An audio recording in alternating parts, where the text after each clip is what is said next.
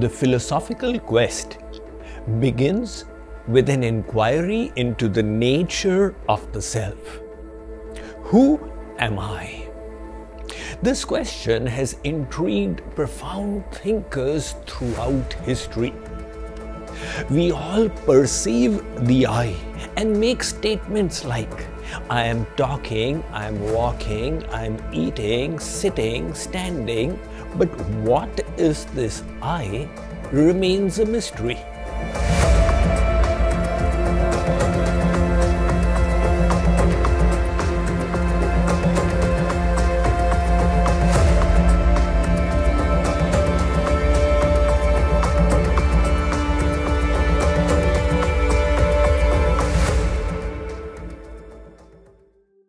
When you look at your family album, you find your picture as a newborn child and say, that is me. And then there is a picture of a 3-year-old toddler. You say, that is also me. And then is the picture of a 13-year-old adolescent. You say, that is me as well. Now, which of these 3 bodies is you? If you were the corporeal frame, you would have changed multiple times in your lifetime. Modern medical science informs us that the process of regeneration is continuous in the body.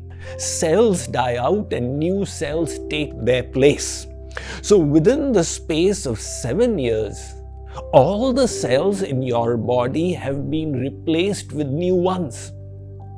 If your identity came from this matter that creates your body, then you would also have changed multiple times. However, that is not the case. So what then is this I?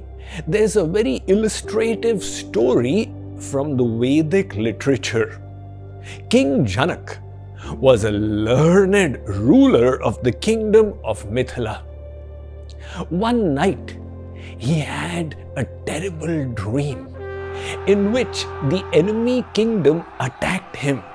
And in the brutal war that took place, his army was decimated until finally Janak found himself leaning before the conquering monarch, begging for his life. The conquering king said, I am giving you one chance, disappear from my sight. Tomorrow, if we find you after sunrise, you will live no more. Janak took that respite and ran out from Mithila until he reached a forest. But in his fright, he continued to run until it was dark in the night. He was now hungry and thirsty. He reached a tribal villager's hut and knocked to beg for food. A lady opened and felt pity, but refused to let him in. She gave him rations and a stove so that Janak could cook the food outside. He used the lentils and the rice to prepare some hot steaming khichdi and then placed the khichdi on a banana leaf and was about to relieve the pain in his famished stomach when 2 hogs fighting with each other appeared in the clearance. And in their tussle, they knocked over the banana leaf containing the khichdi. That was the last straw for Janak. Seeing the food become inedible, his grief knew no bounds and he began wailing in distress. That misery broke his dream. On waking up, he discovered his comfortable palace and its bedroom, and this set him thinking. Which of these realities was true? Was that true or this true? He pronounced a challenge for the learned people in his kingdom to illuminate him on the nature of the truth. Many scholars were tempted by the rewards he had offered, but in their attempts they failed, until Ashtavakra appeared. Ashtavakra was an astonishing personality in Indian history. When he was in the womb of his mother, his father would recite Vedic knowledge, and Ashtavakra sitting inside would find mistakes. That hurt the pride of father, who said, "You are so conceited, you are not yet even born, and you are finding flaws in my Vedic understanding. Go, become crooked in 8 places." So poor Ashtavakra, when he was born, had a body that was crooked in 8 different joints. Now Ashtavakra took up the challenge of Janak and appeared in his court. In the court of Janak, the greatest scholars of the time used to sit. However, seeing this deformed child walking in, they all broke into laughter. Ashtavakra was not to be put down. He said in a strong, commanding voice, "Janak, I had heard that the biggest scholars of Bharatvarsh sit in your court, but here I am seeing all cobblers and shoemakers sitting." Now that statement stunned the entire assembly into silence. But the learned Janak understood and said, "O sage, you have called these scholars as cobblers. They wish to know why they have been insulted like this." Ashtavakra said, "The answer should have been evident. They are looking at my hide, my skin, and reaching a decision. They don't even know that the self is beyond the body. In fact, it is even beyond the mind." Ashtavakra now went about illuminating Janak and responding to his question, "Is this the truth, or is that the truth?" Ashtavakra said, "The truth is that which always exists." This corroborates with Sri Krishna's statement in the Bhagavad Gita, "Na sato vidyate bhavo, na bhavo vidyate sata." Arjun, of that which is true there is never any cessation, and that which comes to an end is temporary and not the eternal truth. So Ashtavakra said, the situation you found yourself in as a harrowed king running away from a conqueror, does it exist now? Janak said, "No." Ashtavakra said, "Likewise, your situation now, did it exist in the dream?" "No, O sage." So both of these are not the eternal truth. However, there is one entity that has remained unchanged through all of these experiences, and that is the entity within yourself from which you derive consciousness. This entity is the soul.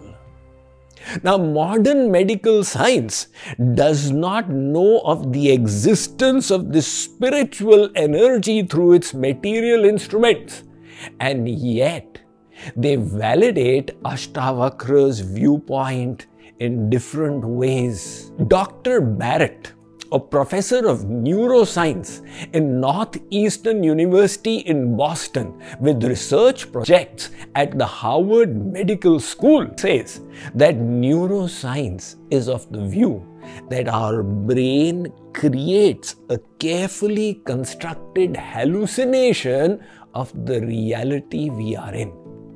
What does that mean? Like, for example, if I ask you what is the color of this cloth, you will say it is saffron or orange. Now, what is this saffron or orange?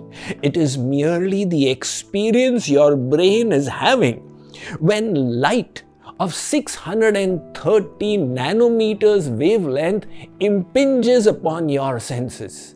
You have learned to identify that sensory experience with the color saffron. So neuroscience says your brain is creating a hallucination, and Ashtavakra said the same thing. And between all these changing experiences is the unchanging reality of the soul.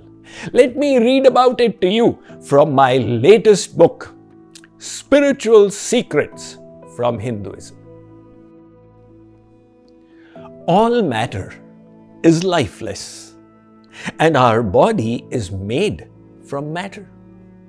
Hence, the body by itself cannot be the reason for life. Science realizes this paradox and is grappling to explain the phenomenon of consciousness. If matter could be manipulated to create consciousness, then scientists would do the same in laboratories. However, nobody has ever succeeded in creating life from matter. Philosophers, therefore, continue to debate over the origin of consciousness. The Vedas explain that life or sentience originates from the soul. As long as the Atma is present in the body, the brain, heart, kidneys, and liver continue to function. Once the soul departs, the organs are still there, but the functions cease. The body is now deemed dead. Hence, consciousness or life comes from the soul. When we talk about the soul, a curiosity arises about its size. How big is this entity called the spirit, the jiva, the Atman? There could be three possibilities. Either it is Vibhu, infinitely large like the Brahman. Alternatively, it could be Madhyamakar, of finite size and shape. Or else, the third possibility is that it is Anu, subtle, Sukshma, infinitesimal. Which of these three is the verdict of the Vedas? Is the Atman infinitely large like Brahman? The Martyr Shruti states, Punyena punyalokam nayati papena papam ubhabhyameva manushya-lokam. If you do good deeds, you shall be promoted to the celestial abodes. If you perform sinful deeds, you will go to the nether regions. And engaging in a mixture of good and bad deeds will bring you back on the earth realm. Now, if the soul was infinite in dimension, there would be no question of going up or down. It would stay where it is and cover all of heaven and hell, encompassing them. So the soul is not Vibhu. Is it Madhyamakar or finite? This creates, again, a logical problem, because the soul is transmigrating from life form to life form through bodies of different shapes and sizes. Now let us say that in one life, the soul receives the body of an elephant, and in the next life, it receives the body of a pigeon. How will the soul the size of an elephant fit into the body of the pigeon? And this is the reason why the Vedic scriptures disagree with the Jain darshan, which says the soul is Madhyamakar and equal to the body in size. The Vedas say on this point, you don't have it right. So how big is the soul? It is Anu. The Mundaka Upanishad of the Atharva Ved says, Eshaha Anuhu Atma. The Kathopanishad states, Anu Pramanat. The Shvetashvatar Upanishad of the Yajurved states, Balagra shatabhagasya shatadha kalpitasya cha bhago jiva savigyeya sachanantyaya kalpate. He says, take a hair, chop the tip of it into 100 parts. You will say, impossible. The Upanishad says, suppose the impossible becomes possible. Now take one of those parts and chop it into a further 100 parts. The size you get is the size of the soul. But this is just a manner of expression. What the Upanishad wants to convey is that the soul is infinitesimal, and yet by its presence, it has enlivened the whole body with consciousness. Now, scientists studying certain paranormal phenomena have realized that the consciousness must have its source beyond the body. Dr. Michael Sabom, an authority on NDEs, near-death experiences in the Western world, as a practicing cardiologist at the Emory Hospital, discovered that many of his patients who had cardiac arrests, where the blood flow to the brain stops, if they were given successful resuscitation in the first 4 minutes and were fortunate enough to recover, they reported astonishing out-of-body experiences where they could describe the operation chamber, the number of people there, and what was happening.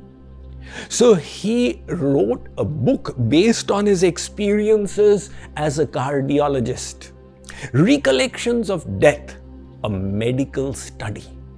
And in this book that was published in 1980, the most astonishing case was of Pam Reynolds.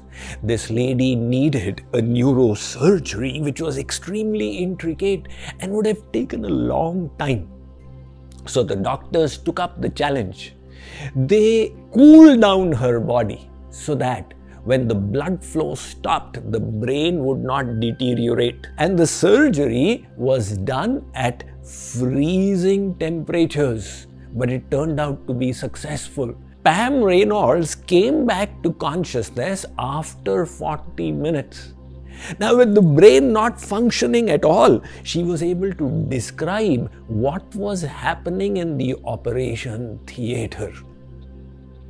Our Vedic scriptures have their own version of NDE, the famous case of Ajamil.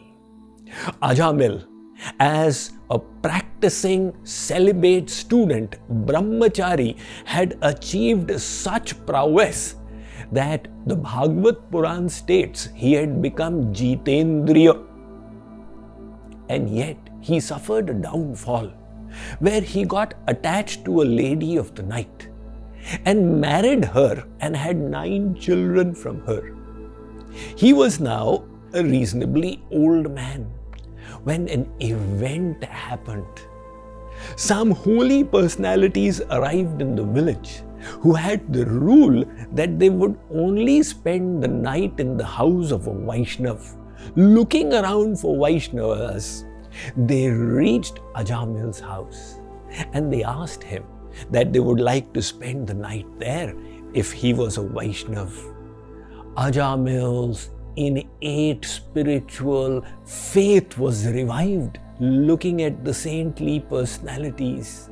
He wrongly informed them that he was a Vaishnav, gave them a room to stay. These sages did satsang through the night, which Ajamil kept on listening, and that led to a tremendous repentance of the sinful ways he had fallen to. Next morning, he went and fell at their feet and confessed that he had told them a lie. He was not a Vaishnav, but his intention was sacred. Those sages forgave him for his transgression and they said, never mind, we are giving you a helpline to save yourself. have another child and name that child Narayan. That's exactly what Ajamil did. Now, as the child started growing up, Ajamil became so infatuated. His mind became completely attached to Narayan, and all day long he would be calling his child's name until he was on his deathbed. And just before he fainted unconscious, his mind went to his child and he said Narayan. And then he had his near-death experience. From one side came the Yamdoots and the other side came the Vishnudoots.